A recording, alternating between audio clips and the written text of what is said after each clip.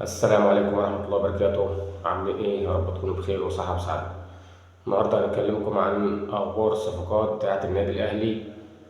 النادي الأهلي جايب صفقات عشان كأس العالم للأندية، وجايب حمدي فتحي وجايب محمد عبد المنعم وجايب محمود حسن تريزيجيه.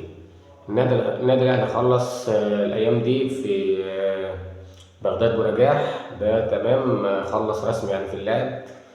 إن شاء الله يعني تكون المعلومة مؤكدة بإذن الله.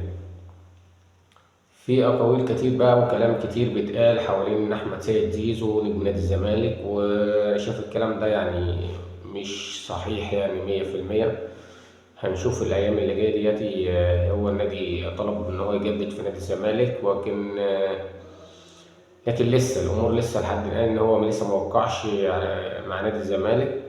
وفي بقى ناس كتيرة وفي أخبار كتيرة بتقول إن هو وقع على النادي الأهلي، لكن تقريبا لسه مفيش كلام رسمي يعني إن هو وقع على النادي الأهلي. هي حاليا الأربع لعيبة اللي أنا قلتها لكم دول اللي هو بغداد بنجاح، حمدي فتحي، محمود حسن تريزيجيه، ومحمد عبد المنعم. دول اللي هم أكيد. في لاعب كمان أرجنتيني النادي الأهلي لسه برضه يعني بيخلص معاه، بس لسه ما وقعش مع النادي الأهلي. في لاعيبة كتير النادي الأهلي بيتكلم عليهم الفترة اللي جاية، وفي أخبار كتيرة في ناس كتيرة بتتكلم في الصفقات يعني. بس لسه هم دول أقرب أربع لعيبة حاليا يعتبر جداد، يعني مش جداد يعني، بس اللي هو أقربهم الجديد اللي هو بغداد بنجاح ومحمود حسن تريزيجيه. هم الاتنين دول.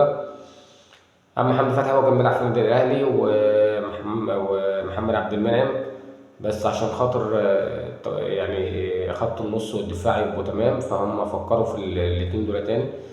يجيبوهم إعارة يعني، وبعد كده بعد كأس العالم ممكن يعني لمدة 6 شهور أو حاجة يعني. بعد كده يسيبوهم يعني تاني.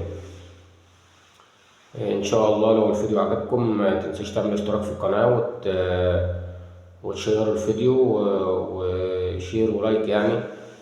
وربنا يوفقنا إن شاء الله ونقول لكم أخبار صحيحة أول بأول بإذن الله.